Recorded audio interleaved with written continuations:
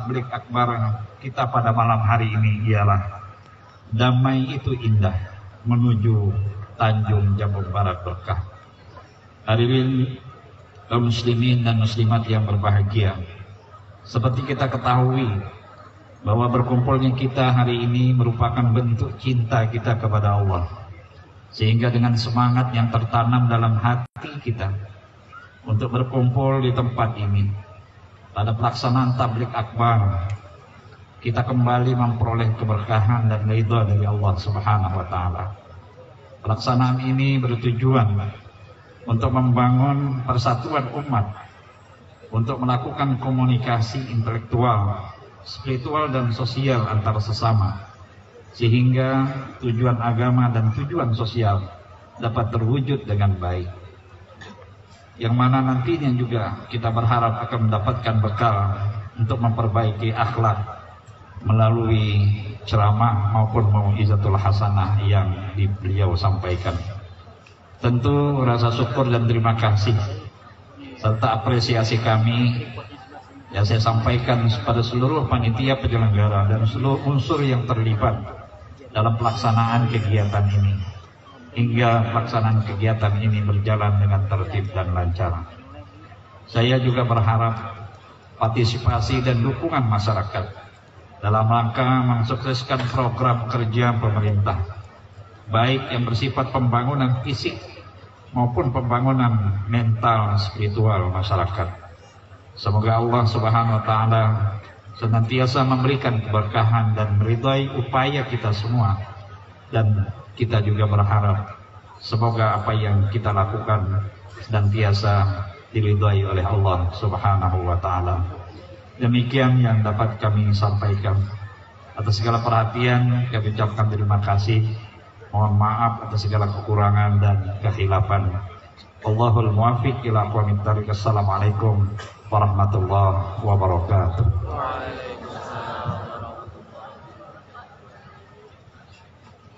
Demikian telah sama-sama kita dengarkan sambutan Bupati Tanjung Jabung Barat. Ma'asyiral hadirin wal hadirat jemaah yang dirahmati Allah Subhanahu wa taala, kami informasikan bahwasanya acara ini disiarkan secara langsung oleh radio siaran pemerintah daerah Tanjung Jabung Barat 100,7 FM dan juga bisa disaksikan secara langsung melalui live streaming YouTube Diskominfo Tanjung Jabung Barat. Ma'asyiral hadirin wal hadirat jemaah yang dirahmati Allah Subhanahu wa taala. Selanjutnya, marilah bersama-sama kita mendengarkan Al-Mau'izatul Hasanah yang akan disampaikan oleh Al-Mukarram Tuan Guru Al-Buya Yahya. Kepada Al-Mukarram kami silakan dengan hormat. Shallu ala Nabi Muhammad.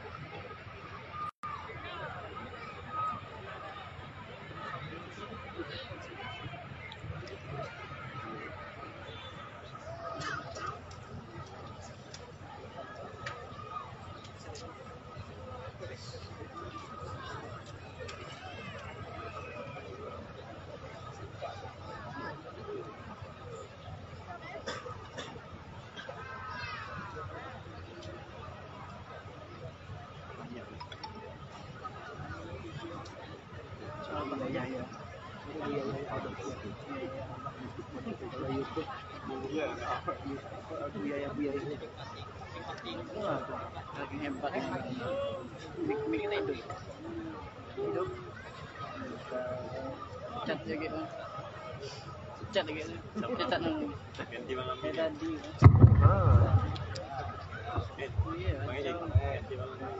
bang gantikan lagi cat namanya operator wi yuk sampai ke Bupati.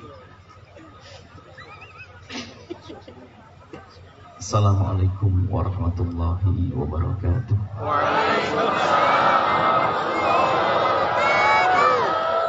Alhamdulillah alladzi alafa baina qulubil mu'minina fa asbahu bi ni'matihi ikhwana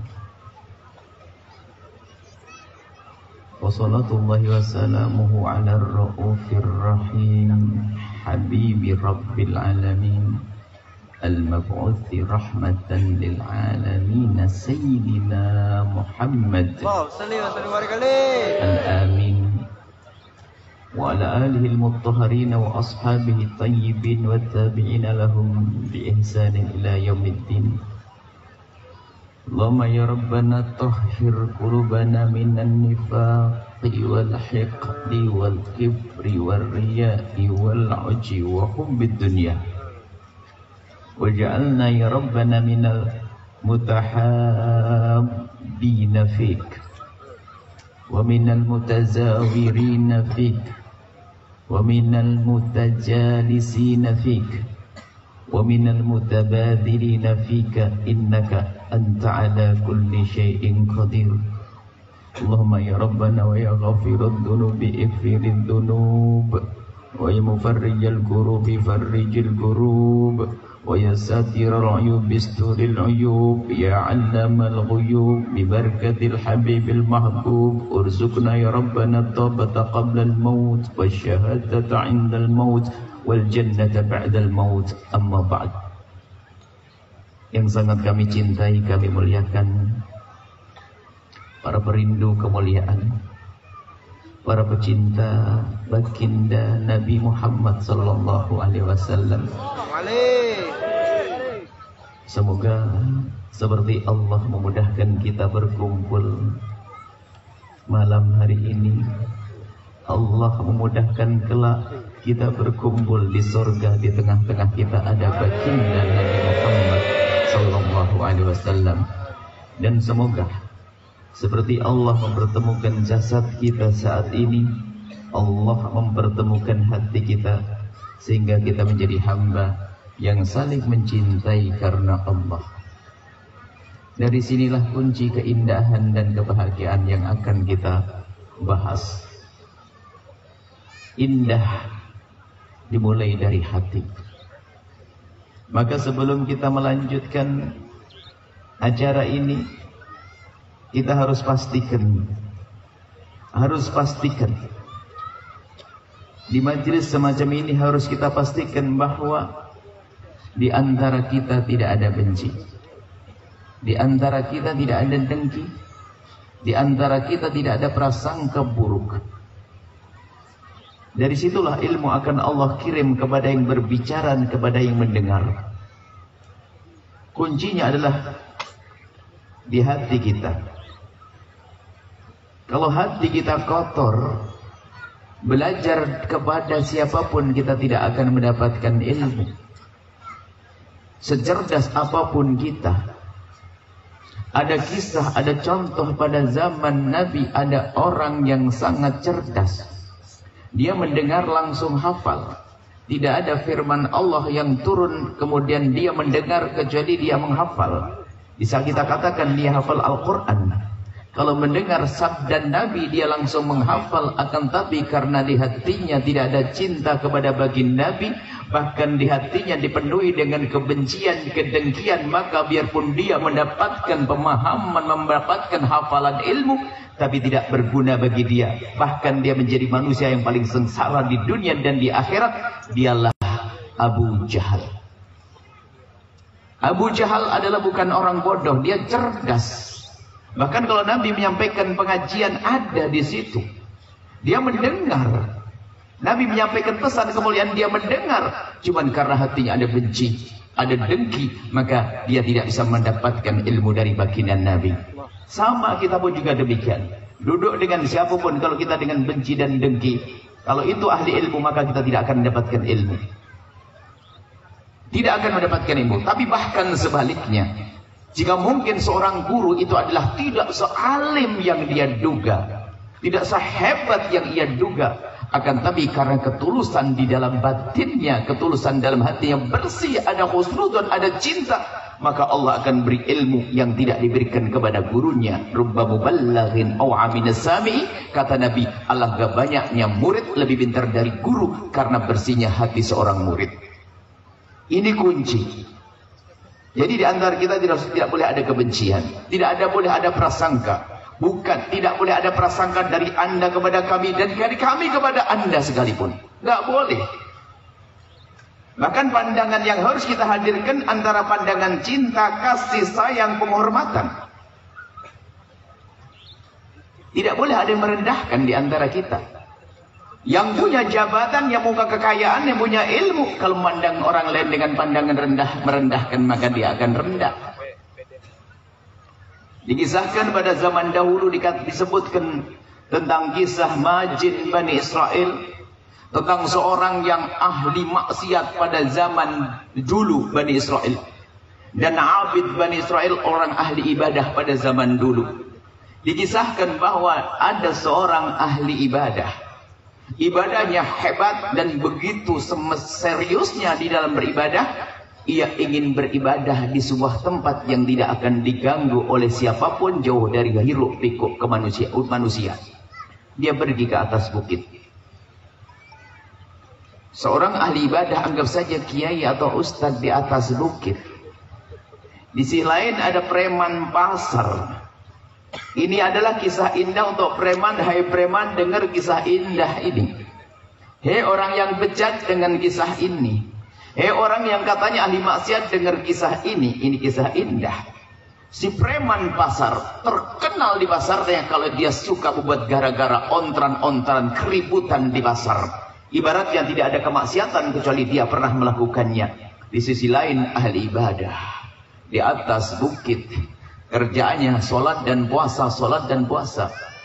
Suatu ketika Allah menghendaki keduanya bertemu. Sang preman pasar tiba-tiba tergerak hatinya, aku ingin naik ke atas bukit, ingin bertemu dengan kiai, atau pokoknya aku pengen ketemu, minta doa dah, ibarat begitu. Padahal dia badung bandel dia nggak sholat, nggak ibadah, pokoknya sebandung. Tiba-tiba tergerak hatinya, ingin ketemu dengan sang kiai yang ada di atas. Dan sang ustadz yang ada di atas, sang ahli ibadah saat itu kebetulan kehabisan bekal, mau tidak mau harus turun ke bawah. Beli bekal di pasar untuk dibawa ke atas. Turunlah sang ahli ibadah dari atas bukit di jalan setapak. Bukan seperti zaman sekarang jalannya aspal besar. Tidak, zaman dulu jalan setapak. Dan sang preman naik ke atas bukit ingin ketemu dengan ustadz yang sangat masyhur di ahli ibadah di atas bukit sana. Semuanya meniti jalan setapak, karena jalan setapak mereka berdua berpapasan bertemu di tengah jalan setapak. Apa yang terjadi? Harus ada yang mengalah. Jika tidak ada yang mengalah, akan tabrakan. Rupanya sang preman itu dari kejauhan melihat sang ustadz, sang ahli ibadah di jalan setapaknya dengan jubahnya yang berkibar. Kibaran jubahnya dirasakan oleh hatinya dan dia bergetar. Oh, ustadz mau turun. Yang ada kagum dan penghormatan. Yang ada kagum dan penghormatan sehingga sang preman pun dia meminggir di jalan setapak. Memberi jalan kepada sang ustadz dengan berkat isyarat dengan tangannya karena lesannya sudah tidak bisa bertutur kata. Ia memberi isyarat dengan tangannya yang artinya silahkan ustadz. Sang ustadz melihat preman. Menurut dia preman ya preman. Kerjaannya membuat ontran-ontran gara-gara buat kerusakan. Di saat sang ustadz mendapatkan sambutan tangan yang artinya silakan, dia merasa berhak. Iya dong, saya ustadz. Melangkah begitu saja melewati sang preman, tidak mengucapkan assalamualaikum, tidak menegur hendak kemana engkau, tidak menyapanya, melewati saja karena dia merasa bahwasanya dia adalah ahli ibadah, yang dihadapannya adalah preman pasar yang ahli maksiat. Apa yang terjadi setelah itu? Disebutkan dalam kisah itu. Allah subhanahu wa ta'ala yang maha tahu tentang keadaan mereka berdua. Ternyata Allah rubah semuanya.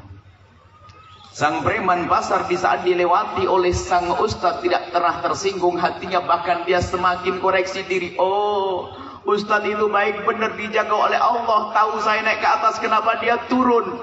Oh, husnudzon masih. Husnudzon dia. Sampai sang ustadz berjalan turun ke bawah, sampai hilang dari pandangannya, tapi tidak hilang penghormatan dari hatinya. Apa yang terjadi? Allah rubah. Yang katanya sang preman ahli maksiat, karena ternyata di hatinya masih melihat syiar Allah, segala sesuatu ada hubungan dengan Allah, maka Allah kasih tobat. Dikasih oleh Allah tobat dan dirubah. Dia menjadi orang baik saat itu juga. Begitu sebaliknya, orang yang katanya ahli ibadah akan tapi kok merendahkan orang lain, saat itu diganti copot hidayahnya oleh Allah. Maka berhati-hatilah hai hamba Allah. Jangan berani merendahkan siapapun. Jangan biasa merendahkan siapapun, biarpun kelihatannya di mata kita dia ahli maksiat. Hati-hati, akan tapi hendaknya kita bisa memandang orang lain dengan pandangan kasih sayang. Hati-hati. Jangan mentang-mentang sudah punya ilmu, ustadz, ahli ibadah, memandang orang lain dengan pandangan merendahkan, bisa dibalik oleh Allah. Yang direndahkan menjadi mulia, yang semula terlihat mulia ternyata menjadi rendah karena merendahkan orang lain. Dan merendahkan orang lain adalah kesombongan dan tidak pantas, karena mbah kita Nabi Adam yang tidak sombong, yang sombong itu mengikuti iblis. Iblis adalah makhluk yang sombong waktu itu. Allahu Akbar. Kesombongan iblis. Kenapa? Kita cucunya Nabi Adam, kenapa ngambil sanad ilmu dari iblis? Iblis sombong, disuruh sujud kepada mbah kita, sujud penghormatan, nggak mau. Kenapa? Merasa aku lebih bagus daripada Adam. Adam baru diciptakan, dia belum punya prestasi. Aku sudah beribadah puluhan ribu tahun sampai aku diangkat bersama rombongan malaikat.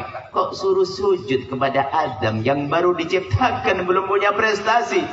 Saya tuh kiai, suruh hormat sama orang-orang begitu. Ibarat begitu. Sombongnya sang kiai, sombongnya sang ustaz. Lihat, menjadi sebab Allah merendahkan dia nanti. Dan perhatikan orang-orang yang katanya bejat dan jahat itu, yang katanya membuat kerusakan di pasar-pasar. Akan tapi ingat, kalau dia masih mendengar syiar agama kok hormat. Tiba-tiba di bulan Ramadan berubah sikapnya. Kalau melihat ada orang pakai kopiah putih, ibaratnya ini. Kalau lihat ustadz lewat, dia hormat. Lihat dengar suara azan, kok dia berhenti. Lihat semua urusan dengan Al-Quran, kok dia hormat. Tunggu dia. Tidak lama lagi dia akan tobat. Hei preman, hei orang yang jahat, selagi dalam hatimu ada penghormatan kepada syiar agama, ketahuilah Allah akan menolongmu. Maka jangan ragu. Dan para ulama tidak akan merendahkan kalian. Justru para ulama melihat kalian itu dengan penuh kasih sayang dan cinta. Maka jangan ragu kalau kita punya salah dan dosa, kita hina, kita jelek, kita maksiat. Jangan ragu, para ulama tidak pernah merendahkanmu.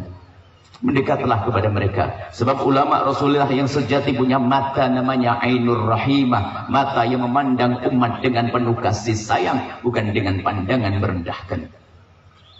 Kami datang dari jauh, dari Cirebon ke tempat ini, bukan bagi-bagi surga.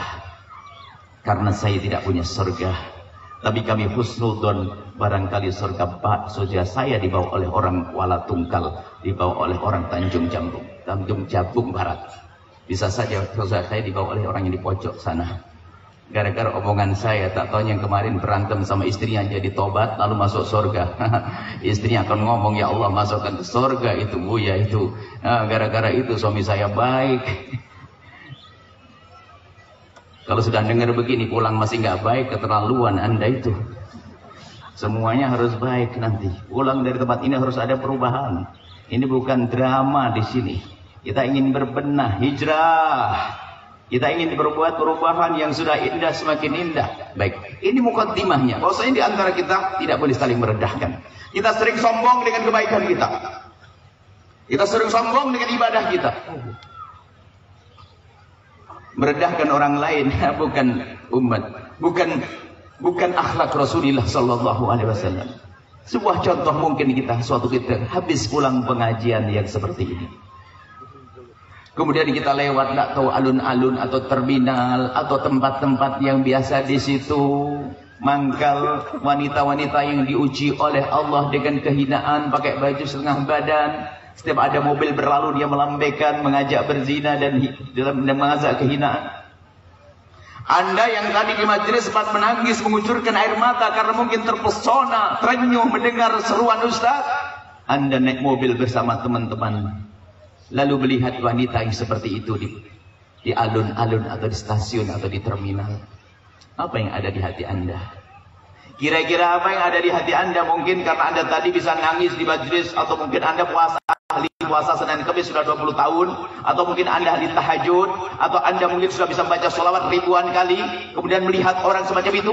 Apa yang ada di hati Anda? Bisa jadi Anda adalah orang yang mengatakan begini, kasihan, astagfirullah, nanti malam-malam, ya Allah, astagfirullah, astagfirullah, astagfirullah. Modelnya kalimat astagfirullah yang diucap akan tapi sesungguhnya penghinaan itu.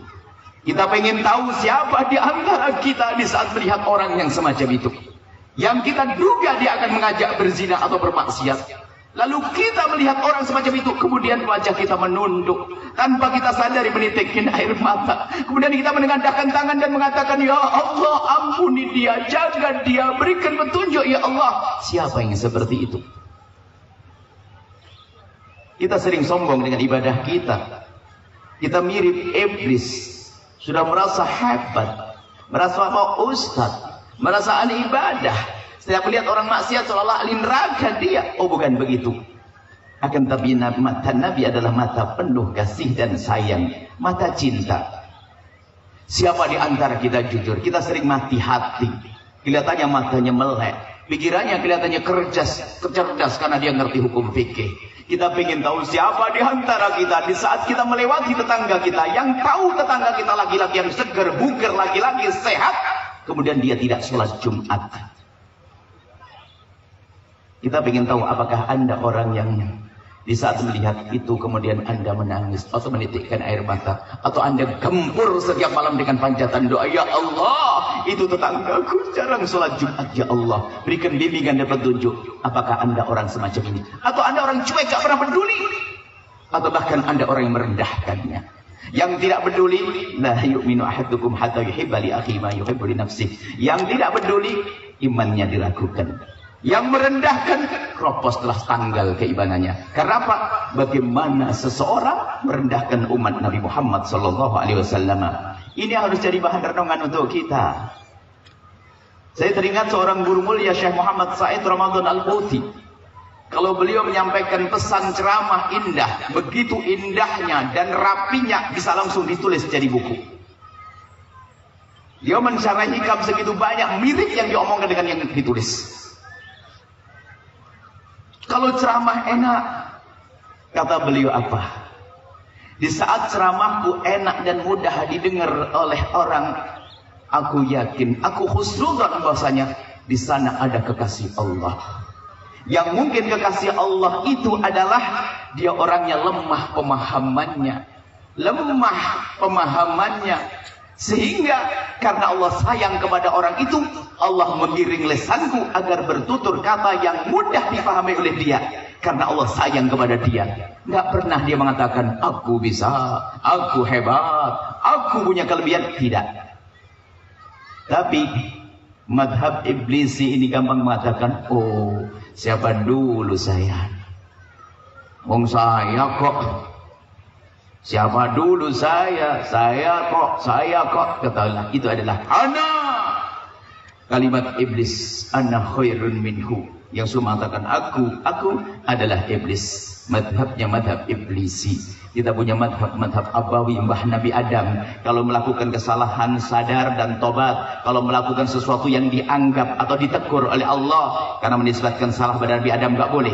Di saat Nabi Adam ditegur, nggak seperti iblis, ana khairun minhu.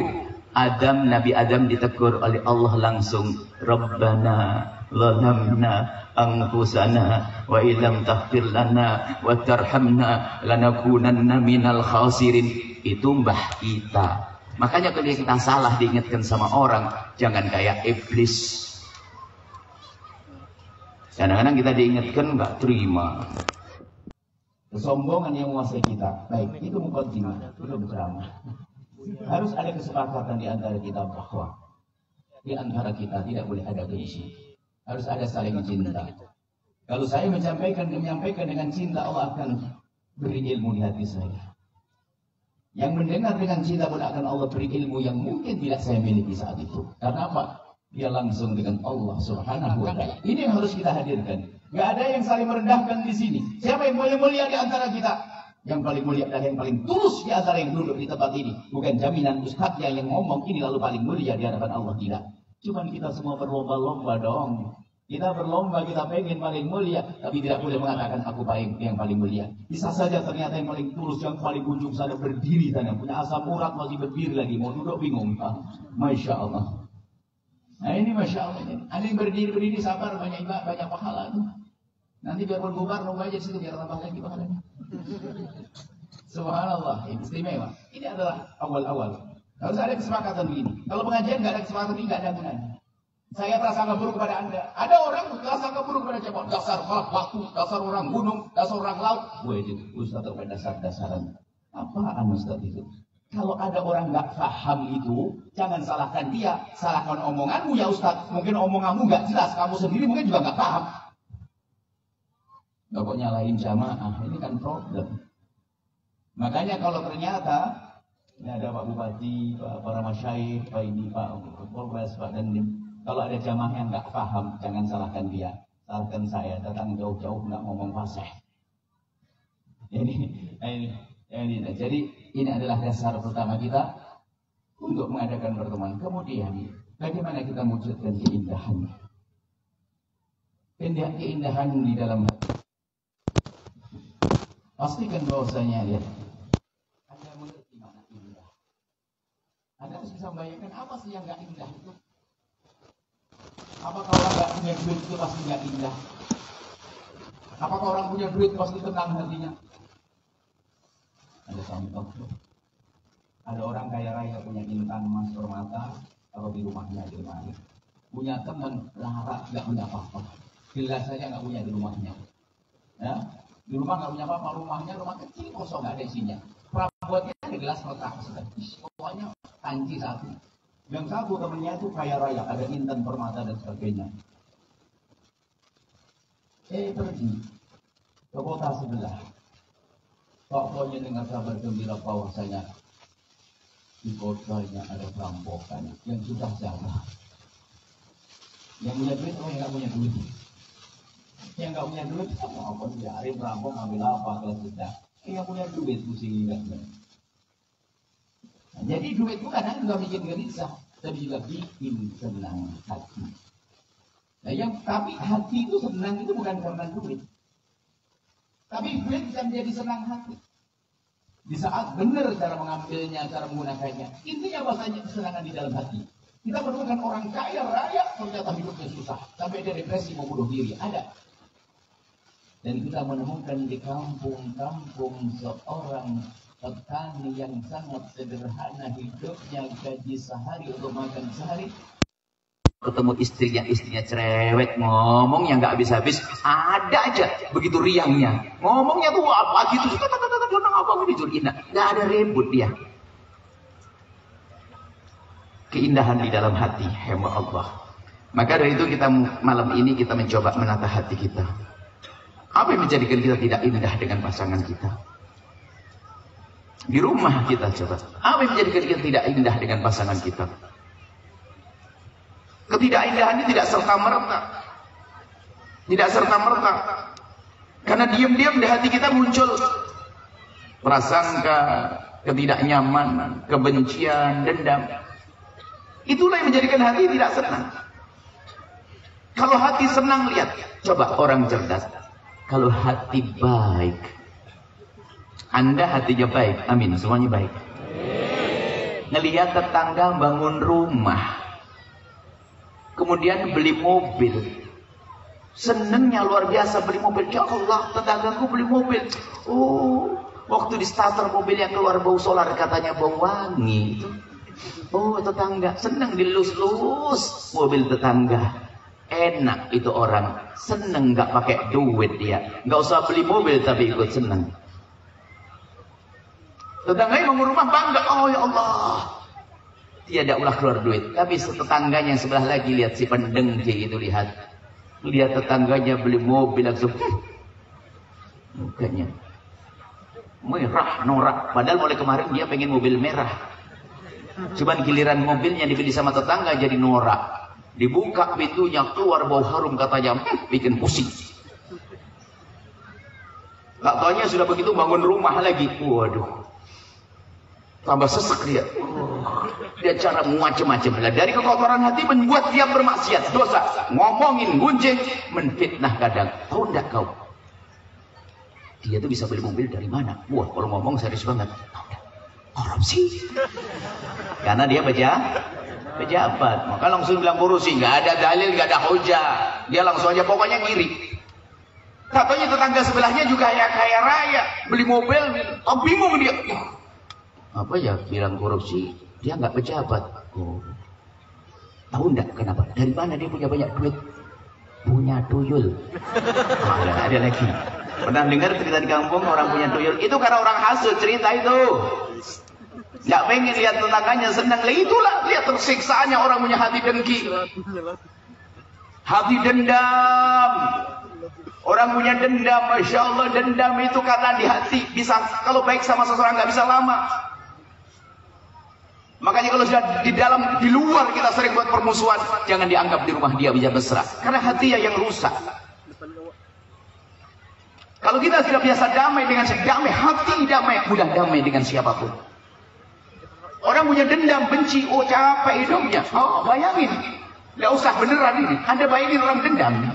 Begini nih ada orang dendam, misalnya ada ibu-ibu ada pengajian, wah hari ini ustadz kesayanganku, ustadz kecintaanku, ustadz itu aku isi pengajian di tempat ini.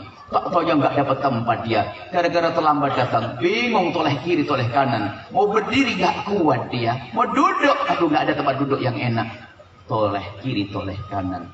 Tak taunya ada di tempat paling depan paling enak, wah langsung dia melompat ke depan, seneng dia bisa ngelihat ustadznya dari dekat. Wah senang langsung duduk, nikmati duduk. Oh, Masya Allah, konsen dengan Ustaz. Belum 5 menit konsentrasi, baru sadar yang di kanannya adalah orang yang ia benci. Mulai keringetan dia. Ngapain duduk di sini? Lihat, itulah si bodoh. Dan kadang dipiara dendam itu. Bodoh, kenapa dendam dipiara? Koreng saja, kalau ada orang biara koreng pasti dia orang bodoh. Ada koreng di pipinya mau diobati sama dokter. Sayang dokter, jangan dong dokter, ada orang gila dia. Sementara koreng hati dibiarkan. Koreng hati dibiarkan, Masya Allah. Benci, dengki, dendam yang merusak, menjadikan kita tidak indah kan ini. Coba kalau orang hatinya baik, lihat.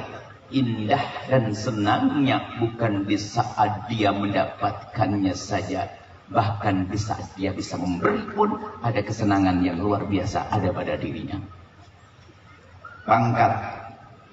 Makanya hidup itu yang senang aja, jangan bikin susah. Nah ini caranya harus kita bersihkan hati kita. Kita memulai dari cara pandang kita. Tolong cara pandang yang serius. Sebab kalau ini penyakit dibiarkan begitu saja, lihat, akan merusak, kita tidak akan bahagia. Dan kita hari ini sudah dibiasakan oleh iblis dan bagundal-bagundalnya dari bangsa manusia untuk bermusuhan. Kita sudah diajari untuk bermusuhan hari ini, lihat. Ribut. Akhirnya ribut dia bukan saja ribut di luar. Orang biasa ribut di luar, di dalam rumah juga ribut. Misalnya pemilihan dalam urusan perpolitikan. Oh kita setiap tahun, setiap 5 tahun diajari berantem kita. Lihat pemilihan presiden, lihat 01, 02. Padahal 01, 02 sudah akur-akur aja. Yang di bawah masih berantem, masih ingat ada apa namanya? Ada apa? Cebong sama apa? Kasihan. Sampai saya ngomong saya akan jadi cebong. Satunya lagi apa? Kadrun, biar saya jadi cebong dari kadrun nggak apa-apa. Yang penting saya tidak musuhan dengan siapapun. Lihat kebodohan kita. Pemilihan presiden berantem, pemilihan gubernur berantem, pemilihan bupati berantem, pemilihan lurah, kepala desa berantem. Karena biasa berantem, tak taunya pemilihan ketua masjid juga berantem. Karena sudah biasa berantem. Dan orang yang gaya berantem itu memang nasibnya nasib jiwa berantem. Itu kalau dicek di dalam rumahnya, dia termasuk orang yang rebutan waris. Masa penyakit itu akan dibiarkan dia? Rebutan waris lu lihat. Padahal dia katanya soleh. Sebab dalam surveinya para ustadz yang biasa ngurusi umat itu, problem waris itu yang paling banyak terjadi, yang suka rebut waris itu biasanya yang paling pinter ternyata urusan agama. Terus yang paling jago ibadahnya, serem gak? yang paling jago tahajudan, kemudian senang umrah, ternyata dia yang paling rebut waris. Yang penting jangan Anda gitu. Amin. Sudah selesai. Karena itu adalah kejahatan, kebusukan, ahli neraka yang berjalan di atas bumi. Itu lihat orang yang berebut waris. Kita tidak melihat, tidak bicara tentang perebutan warisannya. Kita akan berbicara apa yang menjadikan orang seperti itu. Wong adiknya, wong kakaknya kok dimusuhi. Kan aneh sekali. Sementara ada orang bersahabat yang indah, saling mencintai. Lihat, sahabat, bapaknya beda, ibunya beda, ternyata bisa saja berkata, oke ya akhi, saya punya rumah, kau ambil nggak apa-apa. Ada, wahai saudaraku, aku beri hadiah kepadamu berapa ratus juta. Ada persahabatan. Dong sama orang lain bisa, karena hatinya baik. Tapi biarpun dengan saudara lihat, tapi hatinya busuk, maka ketahuilah akan terjadi permusuhan di dalam rumahnya. Malam ini akan kita selesaikan problem-problem semacam itu. Tapi sebelumnya harus sadar dong, Anda punya penyakit itu atau tidak. Kalau orang tidak merasa punya penyakit, bagaimana akan mau nelen obat waktu dikasih obat? Harus sadar dong, koreksi. Sekarang koreksi diri Anda. Bagaimana Anda dengan tetangga Anda yang sukses itu? Kalau Anda mulai, ya udah, Anda punya penyakit. Bagaimana Anda ya Ustadz yang lihat Ustadz sebelah mulai makmur pondoknya, kalau Anda mulai Ustadz punya dengki, sudah tidak usah, tinggal taubat saja, jangan dituruti. Sebab lah hasada kahasadir ulama, hasad yang paling serem hasadnya Ustadz. Kalau persaingannya perpolitikan itu kadang-kadang berantem sesaat, besok barengan. Tapi kalau Ustadz sama Ustadz tuh berantemnya panjang gitu. Na'udzubillah, sebab memang setannya paling gede. Setannya kelas syekh juga tuh, kelas ustaz. Tapi di sini ya udah insyaallah. Ini ahli surga semuanya. Dan Anda tahu kok judul yang dibawa ke sini, tahu kok. Anda bahkan datang semua itu. Dan kami husnudzon pada Allah, yang datang memang sudah hatinya siap bersih kok. Sebab kalau nggak siap ngapain datang ke sini? Dan orang kelihatannya sudah tahu yang saya omongin kok. Kalau pernah dengar ceramah saya, itu saja. Dan saya konsen bersihkan hati.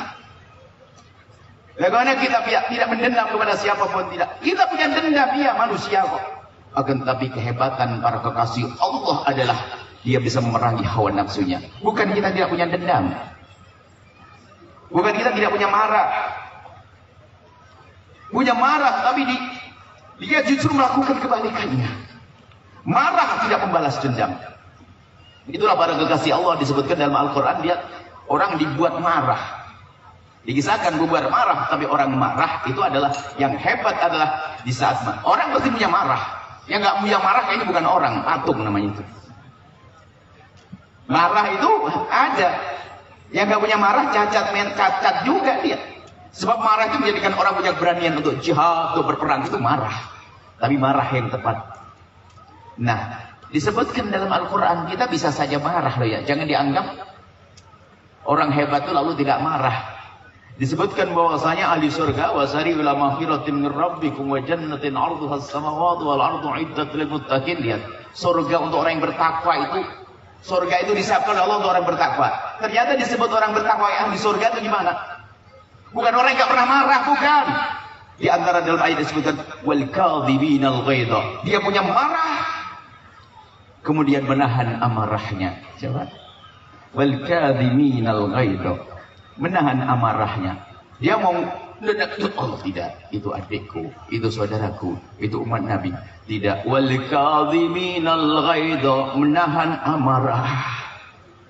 Kalau pengen ahli surga, bukan berarti Anda tidak punya marah. Kalau tidak punya marah, mungkin sudah hilang akal kita. Kita ada marah berkenaan dengan pribadi kita. Kalau urusan Allah marah kita nggak boleh diredam-redam. Harus marah, kita berkobarkan untuk bisa menegakkan kebenaran. Itu babnya beda. Sekarang urusan pribadi kita diganggu, kita dicaci, kita di Allah, hak kita diambil, kita difitnah, kita digunjing. Urusan pribadi. Maka apa? Wal kadhiminal ghaidha. Menahan amarah. Setelah menahan amarah apa cukup? Oh enggak cukup. Kalau hanya Anda tahan-tahan saja, jangan-jangan bertahan sehari besok meledak, lebih serem lagi. Tapi setelah wal kadhiminal ghaidha kita menahan, ternyata harus sampai kita masuk tingkat selanjutnya wal afina 'anil nas. Aku maafkan dia. Wal 'afina 'anil nas, aku maafkan. Ternyata memaafkan saja kadang belum beres, kadang masih ada sisa-sisa kekotoran hati yang mungkin akan tumbuh kembali menjadi kebencian. Setelah wal 'afina 'anil nasi, setelah memaafkan kepada manusia, masuk tingkat selanjutnya. Wallahu yuhibbul muhsinin. Allah senang dengan orang yang berbuat baik. Kita diganggu sama orang, malah ngebaikin, ngasih sesuatu, mendoakan dengan doa kemuliaan. Itulah ahli surga. Pengen masuk surga atau tidak kira-kira? Berarti malam ini kita belajar masuk surga, babnya bab ayat ini saja. Makanya tolong dilacak. Anda marah dengan siapa hari ini, minggu lalu, tahun yang lalu? Masih ingat tidak orang yang pinjam duit nggak balik-balik? Sudah pinjam duit, janjinya bulan ini. Di bulan yang dijanjikan nggak datang-datang, dia nggak ngasih kabar, ditelepon malah direcek. Aduh, Anda datang ke rumahnya. Katanya nggak ada, kata anaknya. Cuman sandalnya lengkap. Berarti dia keluar nggak pakai sandal. Anda penasaran, jangan-jangan di rumah diam-diam Anda lewat belakang. Tak taunya Anda ngelihat di belakang dia lagi ngitung duit. Gara-gara Anda datang marah. Ngapain kau kesini? Melengos kelihatan gelang kalungnya kalau emas. Sambil marah. Ngapain kau kesini? Marah. Ditutup itu jegrek. Ujian Anda saat ini mau dites. Anda marah kan? Karena Anda manusia. Cuman dengan marah Anda ayo menuju surga. Wal kadhiminal ghaidha. Ya Allah, aku dulu minjemin dia kan karena Allah ingin dapat pahala. Kalau sudah niat saya dapat pahala, kenapa saya rubah? Kalau saya marah-marah hilang pahala, aku tambah susah. Wal kadhiminal ghaidha. Ya Allah, pusing. Akhirnya belum bisa. Akhirnya wal 'afina 'anil nas, aku maafkan dia. Maafkan belum beres karena masih ada sisa-sisa. Oh, kurang ajar bener tuh orang. Tak transfer duit besok. Berat. Ya, ilmu surga kok enteng. Makanya malam ini kita akan membahas tentang bagaimana kita memangkas seperti itu. Makanya para kekasih Allah itu kalau dijahatin justru ingin berbuat baik. Makanya kalau Anda punya ulama, habib atau ustadz, kok tiba-tiba ngasih hadiah kepada Anda itu jangan GR. Jangan-jangan Anda tuh baru nyakitin dia, cuman dia itu ingin mengobati hatinya biar nggak dendam sama Anda. Hati-hati. Jangan GR. Maksudnya apa? Para kekasih Allah tuh nggak akan nampakkan kebencian. Diganggu sama orang, dia tidak menampak. Yang memusuhi dia, ada apa-apa. Kalau ada orang mengatakan, aku udah punya dendam, oh bukan manusia. Justru kemuliaan manusia bisa melambung tinggi karena dia punya hawa nafsu yang diperanginya. Dia sehingga bisa melampaui malaikat. Ada hawa nafsu, bahkan kadang dia punya kekuatan. Saya punya jabatan. Kalau mau giles dia, bisa dia. Tapi dia ingat wal kadhiminal ghaidha.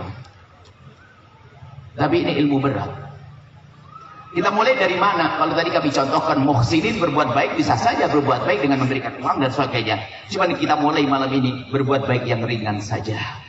Sekaligus kita mengantisipasi problem hari ini. Problem hari ini kita problem mudah caci maki, problem olo-oloan. Orang anak kecil bisa mencaci ulama hari ini. Anak kecil bisa mencaci ustadz hari ini. Orang bodoh bisa mencaci ulama hari ini karena media sosial.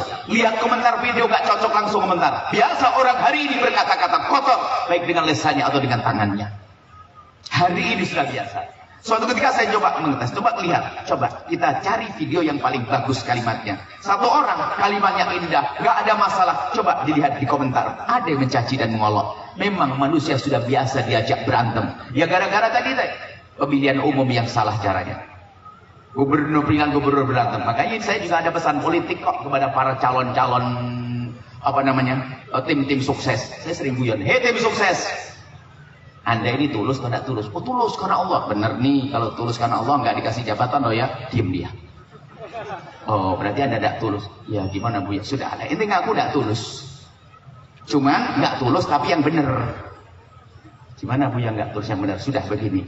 Kalau kamu tim sukses, paling tidak begini. Hei tim sukses semua yang mendengar saat ini, atau tim sukses dimanapun kalian berada. Kalau kamu jadi tim sukses, bosmu, calonmu presiden, gubernur, bupati, wali kota. Hei tim sukses, ingat, sebutlah kebaikan bosmu sesuai dengan yang kau ketahui, sampai di situ saja. Jangan menyebut kekurangan calon yang lain. Itu saja. Pakai rumus ini sederhana. Sebab kalau biasa mencari kesalahan orang itu problem, sehingga dugaan pun dijadikan kesalahan. Akhirnya nggak ada ujungnya, semua caci maki. Maka tim sukses, sebut kebaikan bosmu sesuka hatimu sesuai dengan pengetahuanmu, dan jangan berdusta. Cukup sampai di situ. Jangan menyebut kekurangan calon yang lain. Setelah itu apa? Bisa minum teh bersama. Karena nggak ada caci maki. Kalau dicaci, dia balas caci maki olo-oloan. Sehingga tadi ada siapa? Cemplong sama siapa tadi? Nah itu, naudzubillah. Kalau kok bodoh banget orang mau berantem terus. Mau sama-sama umat Nabi Muhammad SAW. Coba kita berpikir nih.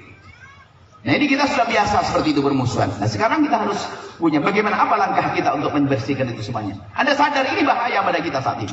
Kita biasa berantem, lihat. Kalau sudah biasa berantem di luar, di rumah kita pun gampang kita berantem dan mencaci. Karena di luar kita biasa mengolok. Mungkin saya seorang tim sukses, mencari-cari kesalahan lawan. Karena kita biasa, terlatih otak saya, pikiran saya, mencari kesalahan orang. Sampai di rumah langsung nyaci istri saya. Karena saya mencari kesalahan istri saya. Lihat, coba aja. Tim sukses yang paling ganas mencaci orang lain, langsung aja masuk rumah tangganya. Mesti istrinya juga sakit hati. Karena dia biasa dengan kekotoran hati. Maka hindari hamba Allah. Pastikan lisanmu tidak menyebut kejelekan siapapun dari hamba Allah. Bahkan kalau perlu setiap hari Anda bersedekah kepada fakir miskin, lalu Anda minta kepada Allah, ya Allah, dengan sedekahku ini tutuplah kekurangan hamba-hambamu dari mataku. Aku tidak ingin melihat kekurangan siapapun dari hambamu, ya Allah. Para kekasih Allah itu doanya begitu. Kalau saya melihat kekurangan Anda, saya sedih. Atau Anda melihat kekurangan saya, nggak mau ngaji. Kita ingin ditutup kekurangan orang lain dari mata kita. Yang bukan caci maki dan olok-olokan. Maka kunci terakhir. Bahwasanya mulailah kita pasti membalas dengan kebaikan. Ada 3 model manusia loh begini ya. Dihadapkan Nabi dikisahkan. Ya Rasulullah, ada orang jahat sama saya. Bagaimana kalau saya balas? Kan seolah-olah masuk akal. Kalau dia jahat saya balas. Apa kata Nabi? Kalau kau membalas, kau sama kayak dia. Gak ada kelebihannya.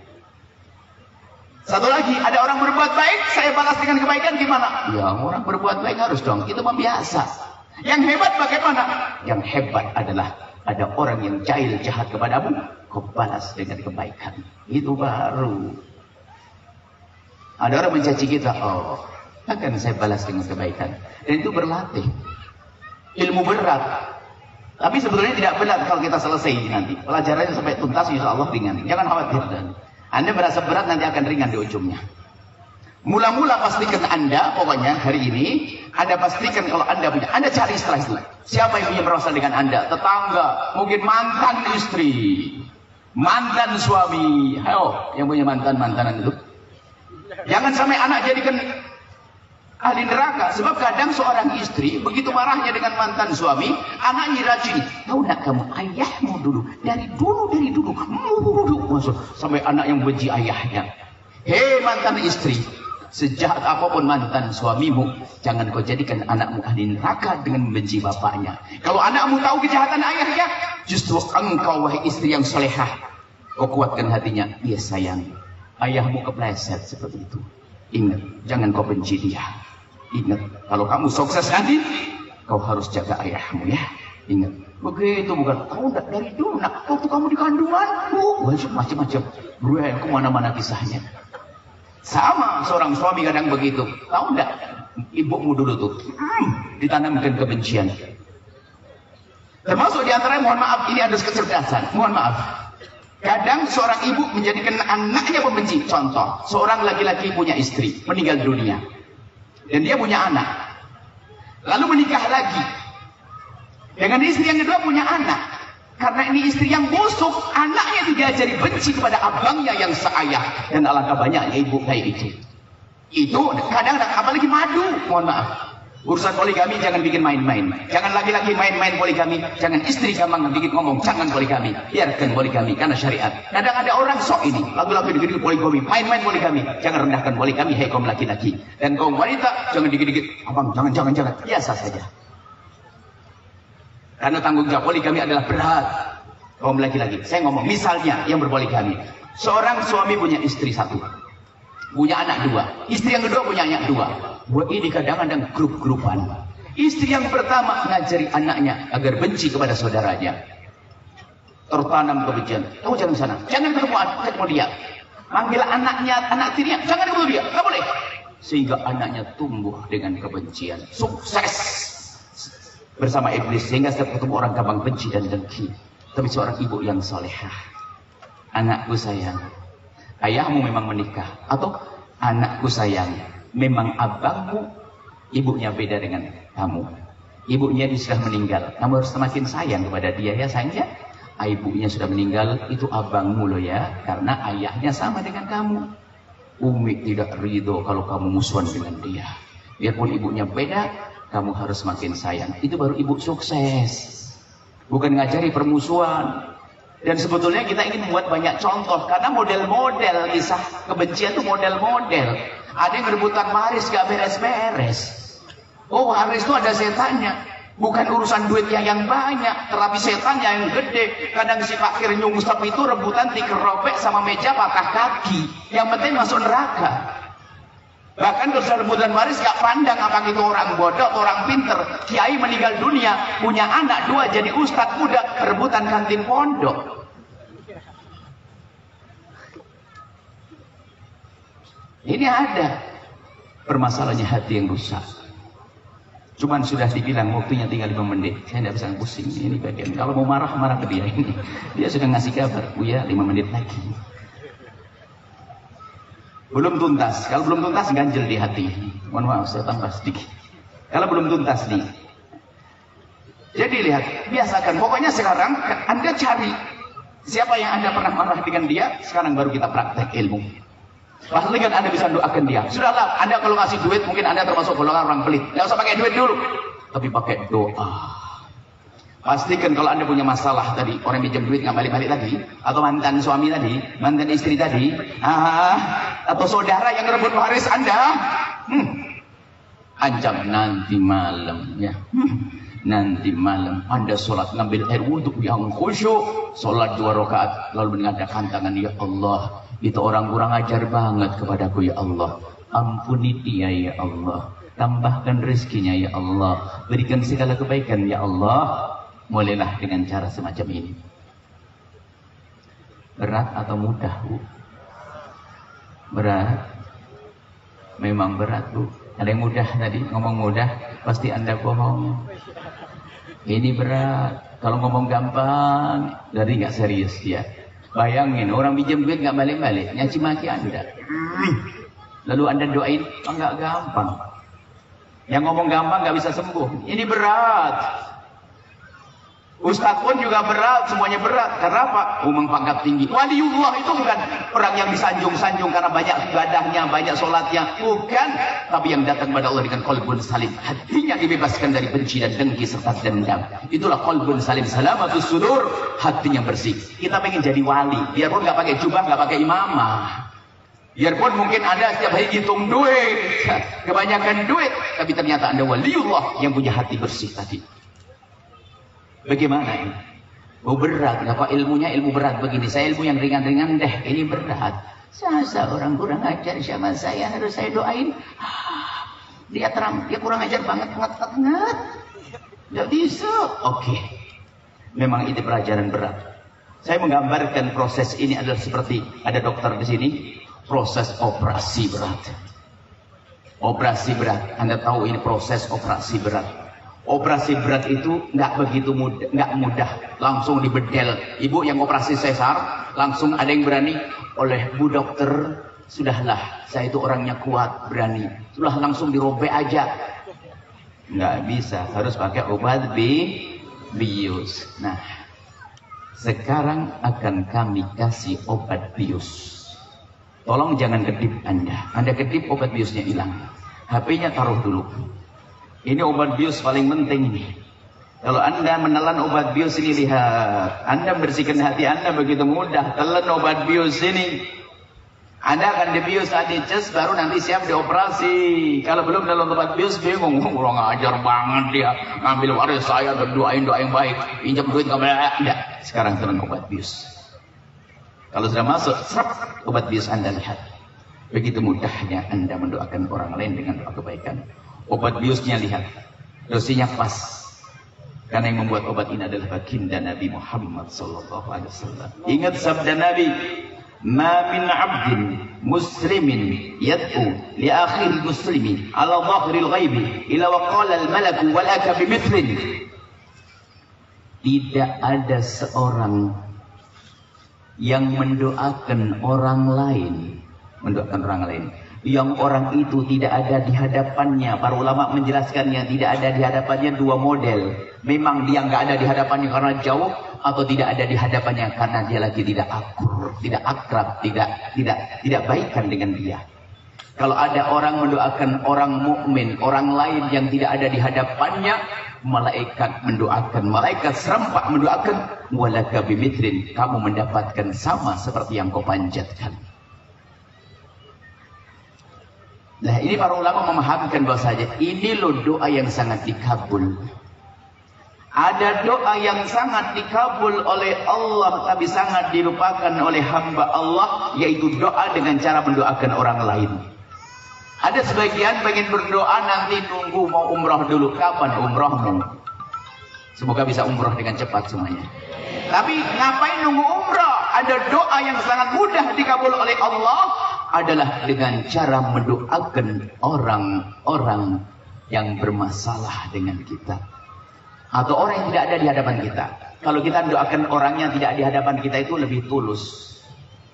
Kalau kita mendoakan orang di hadapan mata kita, itu kadang-kadang nggak benar. Itu kadang-kadang jilat. Contoh, ada orang Pak Haji ngasih sarung kepada Anda. Langsung Masya Allah, terima kasih Pak Haji. Alah minta tambahan baju koko, jangan-jangan. Tapi kalau ternyata sarung dibawa pulang ke rumah waktu tahajudan. Ya Allah, ini Pak, ini orang baik banget ngasih saya. Saya lagi butuh-butuh, ya Allah, berikan rezeki yang banyak dan sebagainya. Malaikat menjawab, kamu dapat duluan. Nah, ini para ulama mengatakan mujarab, dan kita dapat dulu, kami mujarab. Makanya kalau kita pengen punya hajat susah, kita cari siapa kurang ajar sama saya. Kalau gak ada jadi bingung nanti. Nah, karena bingung, kita mengandalkan kita banyak dosa, banyak salah doanya, tapi kalau dengan cara mendoakan orang yang bermasalah dengan kita, subhanallah, langsung dikabul oleh Allah dengan mudah. Kemudian yang kedua, di samping doa mudah dikabul, yang kedua ini loh yang kami sebutkan, hati mudah legowo. Anda doakan dia, ya Allah, itu kurang ajar banget sama aku, ya Allah, tambahkan rezekinya. Semoga suaminya tambah sayang, akhirnya suami Anda juga tambah sayang kepada Anda. Ini harus kita yakini ini. Karena Nabi yang bersabda, kalau Anda ternyata menunda-nunda doain orang lain dengan doa kebaikan, wah, repot. Anda tidak akan sembuh, penyakit terus akan berkembang. Mendoakan dengan doa kebaikan. Dan juga perlunya kami hadirkan ilmu mendoakan orang lain dengan doa kebaikan. Ini juga untuk mengekang mulut kita agar tidak gampang mengutuk orang lain, mencaci orang lain. Karena hari ini kita sudah biasa caci maki. Amalkan ilmu ini.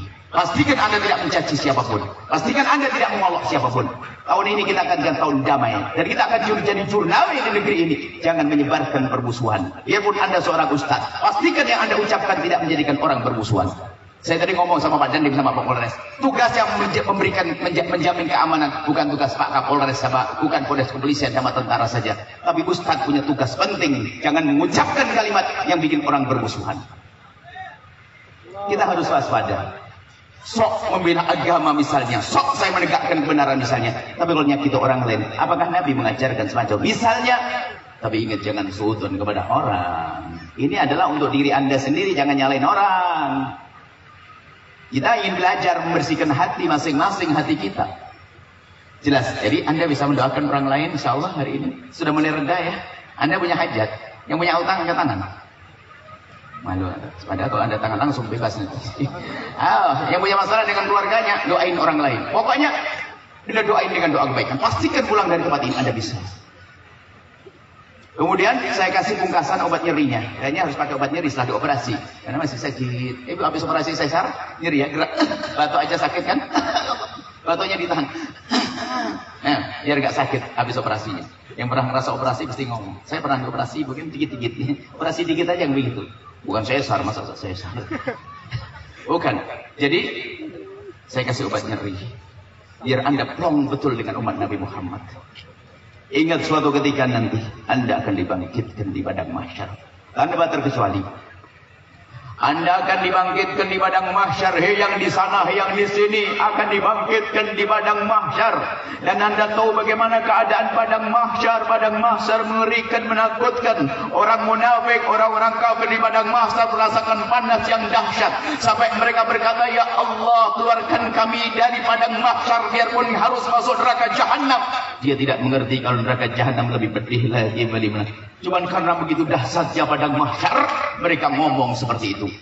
Akan tapi ternyata ada nanti di saat hamba-hamba Allah di hamparan mahsyar ada seruan dari Allah Jalla Jalaluh, yang seruan itu berbunyi, Allah menyeru, ainal mutahabbuna bi jalali, mana orang-orang yang waktu di dunia hidupnya dengan cinta tanpa benci dan dengki, mana. Kemudian setelah Allah menyeru seperti itu, orang-orang yang hidupnya di dunia memerangi kebencian dan dengkian kayak tadi, Anda yang ngamalkan ilmu ini, tiba-tiba Anda mendengar seruan ini. Lalu Anda tiba-tiba berkumpul. Setelah Anda berkumpul kemudian diseru. Setelah berkumpul diseru untuk meluncur ke surga yang katanya padang mahsyar, yang disebutkan padang mahsyar bagi orang kafir melebihi dari 50.000 tahun. Sementara 50 tahun pun dia panjang ribuan tahun.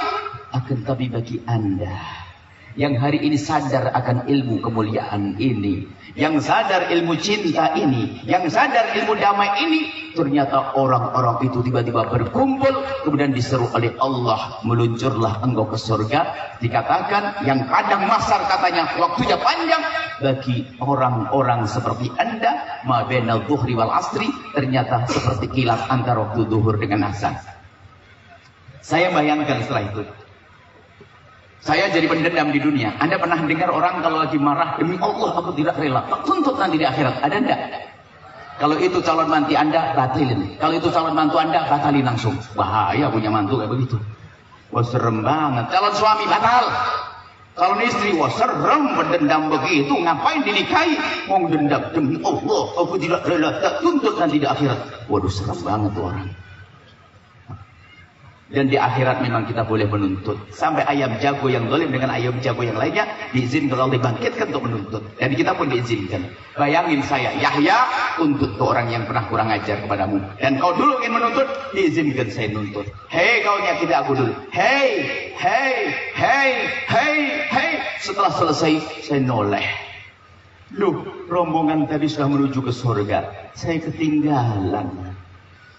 Saya bayangin begini, akhirnya saya berpikir, wah, kalau begini caranya, saya tidak akan tuntut di akhirat. Kalau ada orang berbuat salah kepadaku, urusan pribadiku, saya tidak akan tuntut di akhirat. Lebih baik saya maafkan biar jadi pahala. Yang sudah melakukan atau yang akan datang, yang berbuat salah kepada kami, saya maafkan. Saya ikrar sampai hari ini pun. Tidak akan saya rubah ikrar itu. Saya tidak akan tuntut di akhirat, karena saya tidak mau ketinggalan.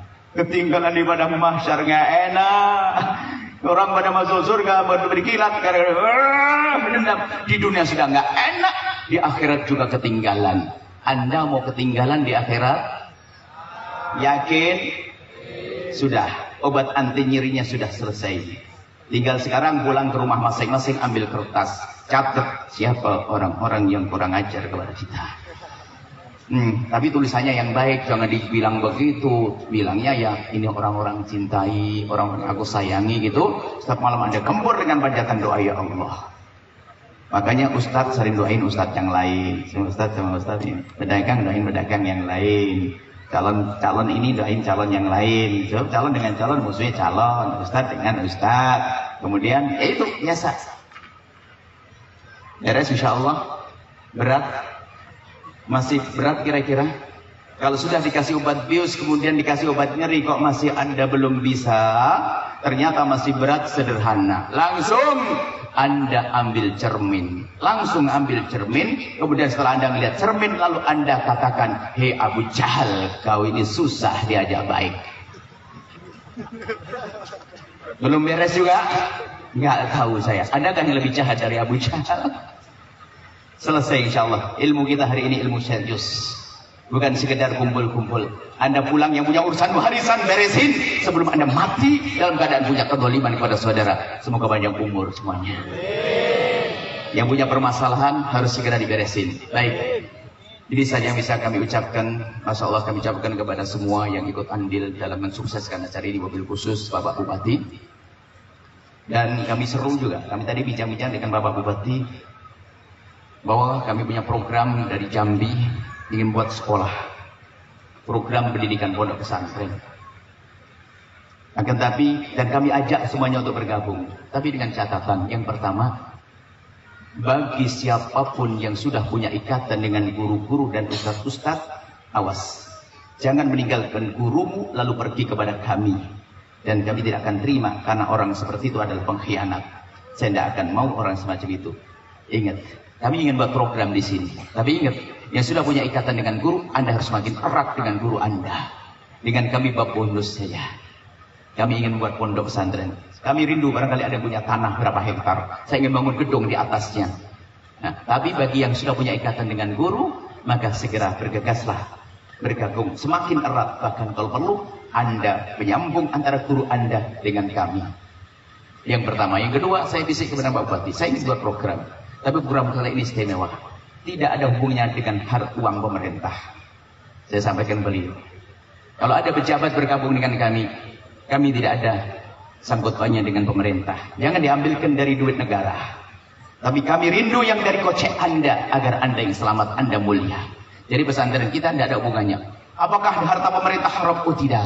Kami tidak mengatakan harta pemerintah haram. Akan tapi kami punya prinsip.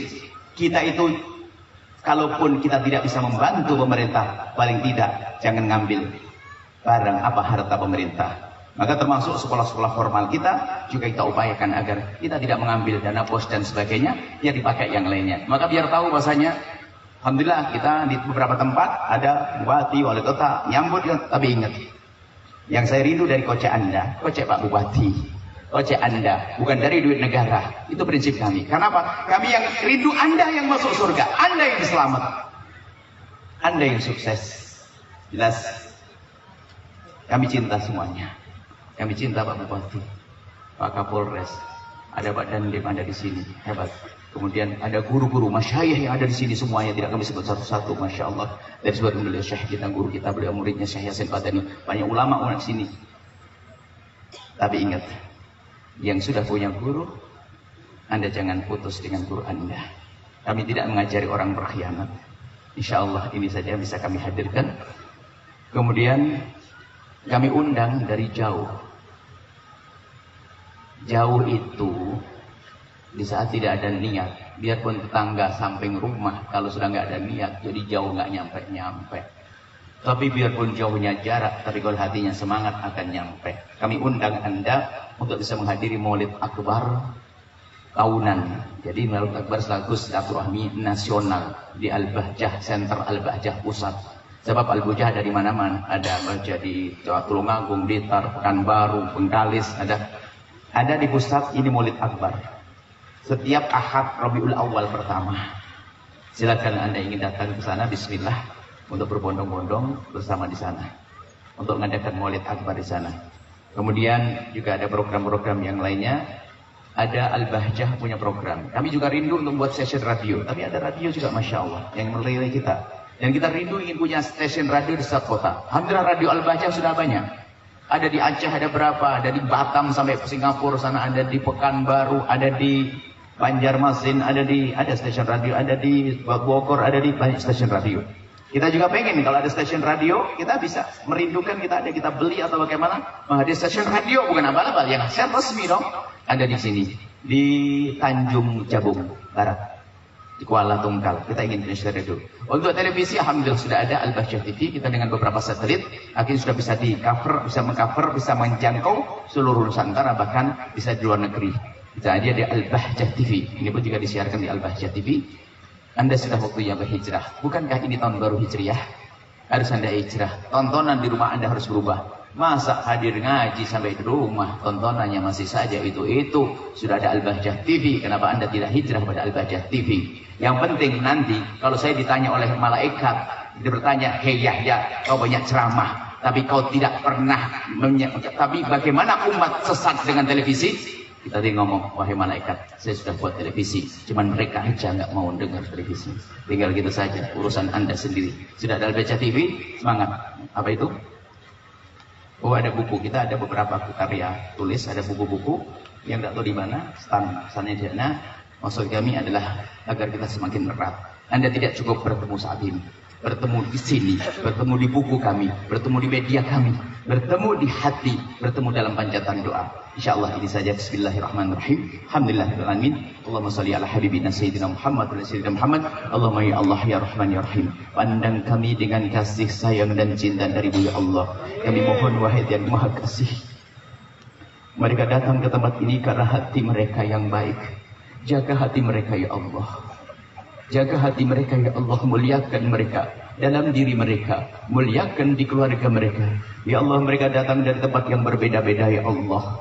Mereka datang ke tempat ini karena Engkau yang mengizinkan mereka datang. Engkau telah pilih mereka, maka kami mohon ya Allah, abadikan pilihan ini Allah, sehingga mereka terus Engkau pilih dan Engkau pilih menjadi manusia mulia, menjadi manusia bahagia, bahagia di dunia hingga kelak di surga ya Allah, bahagia di diri mereka dan bahagia di keluarga mereka.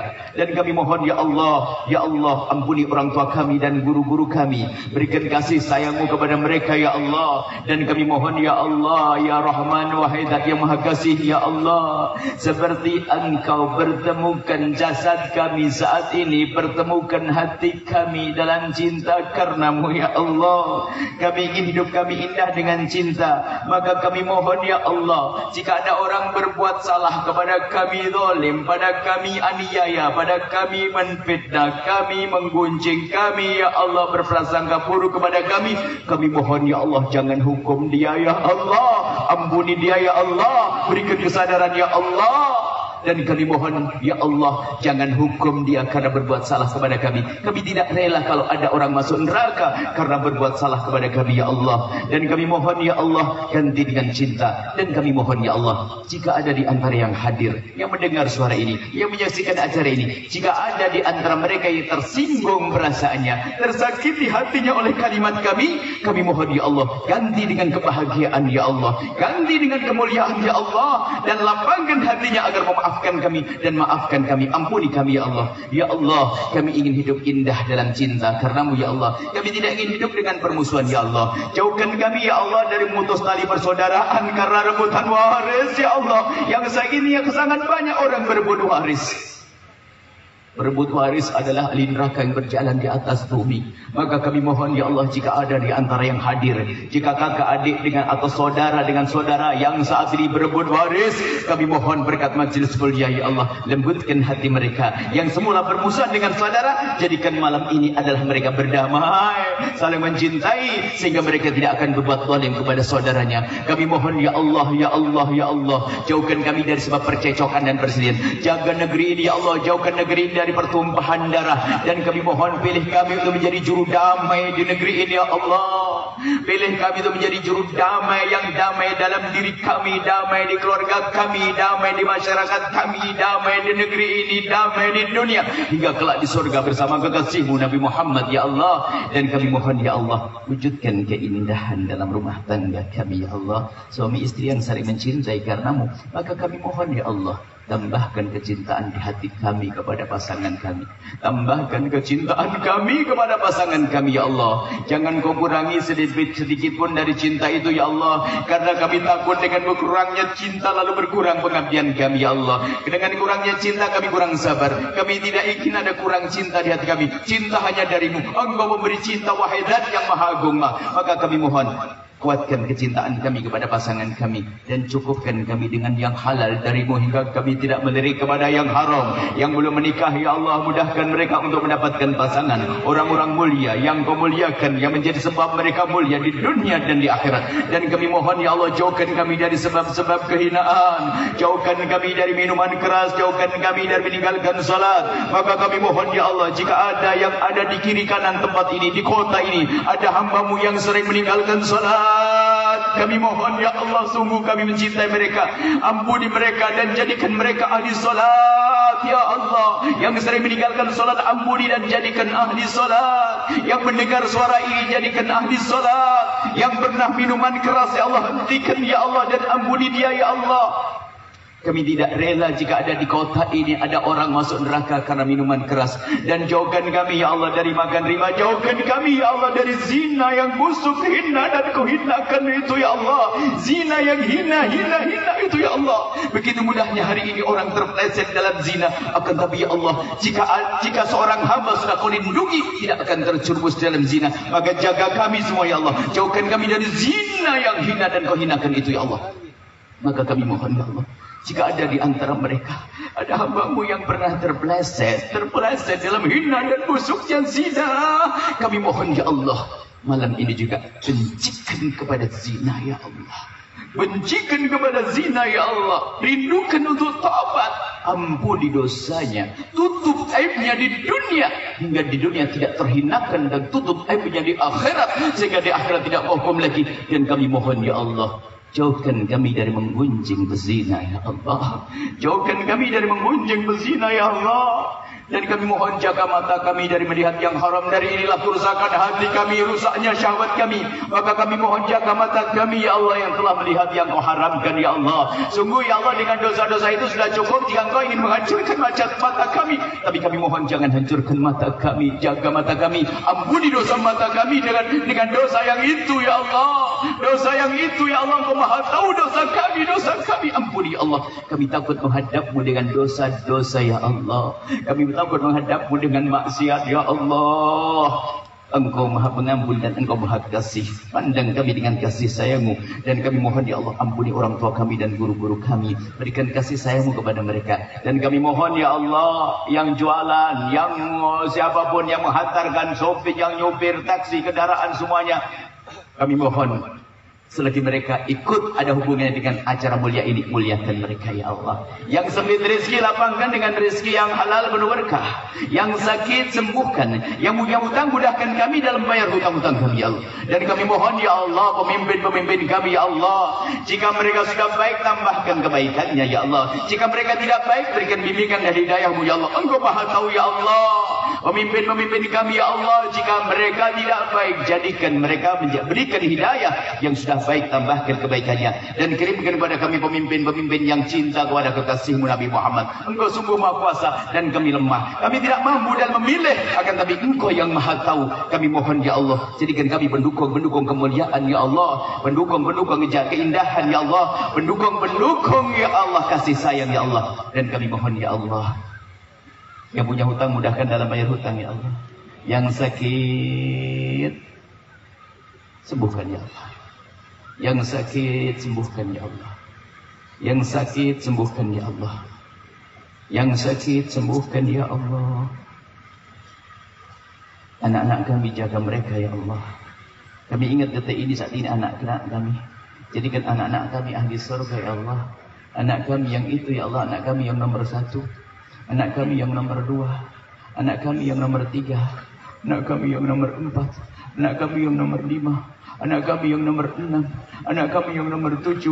Anak-anak kami itu, ya Allah, jadikan mereka anak-anak di surga, ya Allah. Bimbing mereka, ya Allah. Mudahkan kami dalam mendidik anak-anak kami, ya Allah. Dan mereka yang tidak Kau karunia anak, ya Allah, karuniakan pada mereka anak. Yang sudah pasti tidak Kau karunia anak, kami mohon, ya Allah, berikan kebahagiaan di dunia dan di surga.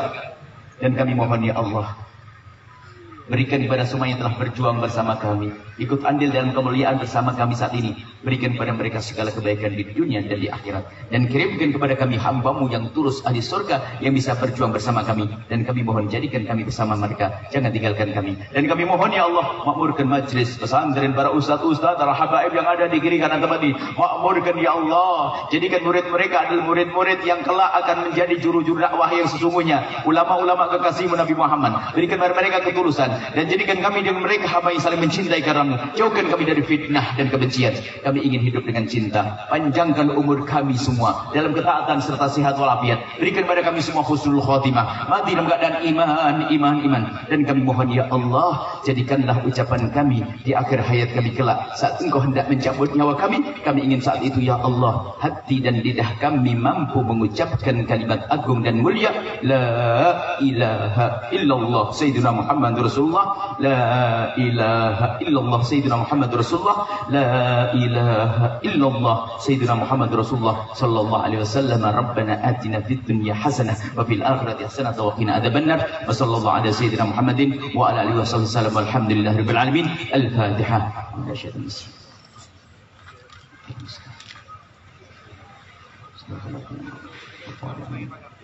Mohon ditunggu, ada doa dari masyayikh, itu adalah intinya daripada majelis ini.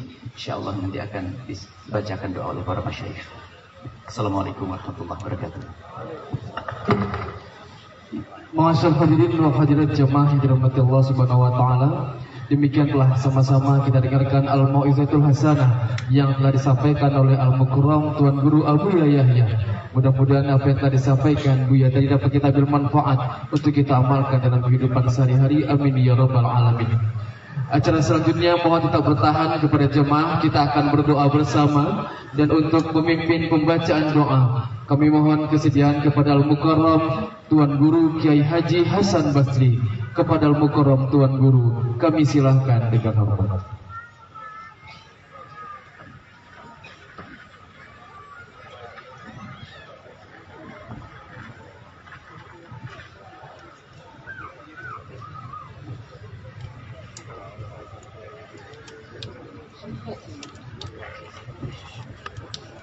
Amin amin. Bismillahirrahmanirrahim. Alhamdulillahirabbil alamin. Wassalatu wassalamu ala asyrofil anbiya'i wal mursalin wa ala alihi wa sahbihi ajma'in. Allahumma inna nas'aluka min al-khairi kullihi 'ajilihi wa ajilihi ma 'allamna wa ma lam na'lam wa na'udzubika min asy-syarri kullihi 'ajilihi wa ajilihi ma 'allamna wa ma lam na'lam.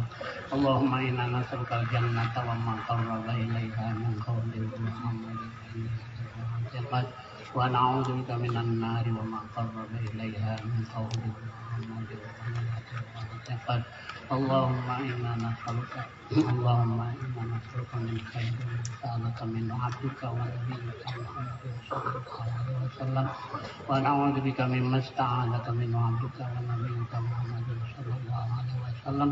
Allahumma wa ma qadaita lana min amrin faj'al 'aqibatahu rasyada. Allahumma hassin 'aqibatana fil umuri kulliha wa ajirna min khizyid dunya wa 'adzabil akhirah.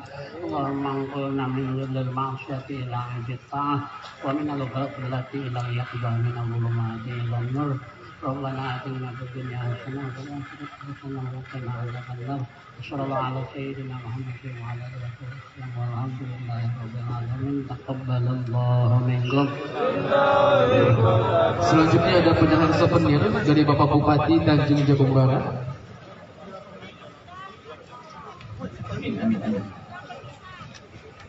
Baik, kita berdoa kembali.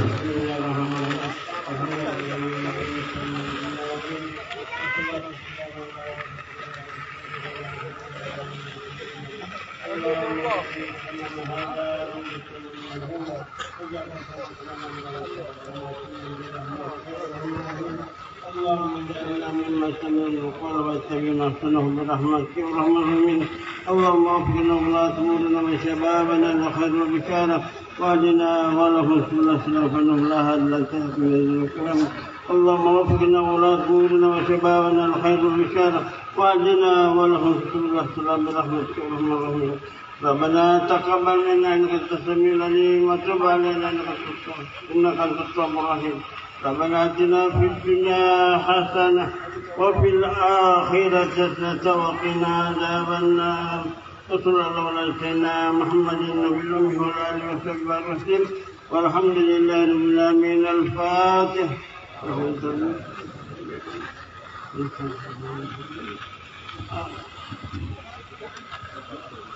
Ma'asyiral hadirin wal hadirat jemaah yang dirahmati Allah Subhanahu wa taala, demikianlah tablik akbar dalam rangka peringatan tahun baru Islam 1 Muharram 1445 Hijriah dan malam silaturahmi daerah dalam rangka hari ulang tahun ke-58 Kabupaten Tanjung Jabung Barat dan hari ulang tahun ke-78 Republik Indonesia tahun 2023. Diakhiri dengan penyerahan cenderamata oleh Bupati Tanjung Jabung Barat kepada Buya Yahya.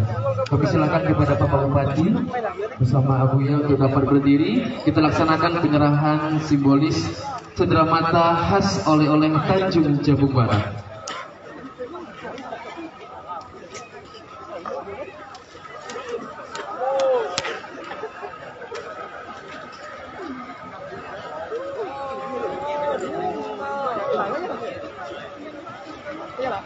Demikian yang dapat kami sampaikan, lebih dan kurang kami mohon maaf. Akhirul kalam. Assalamualaikum warahmatullahi wabarakatuh.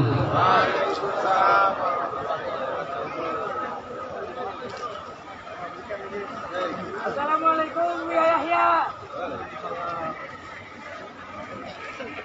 Salam.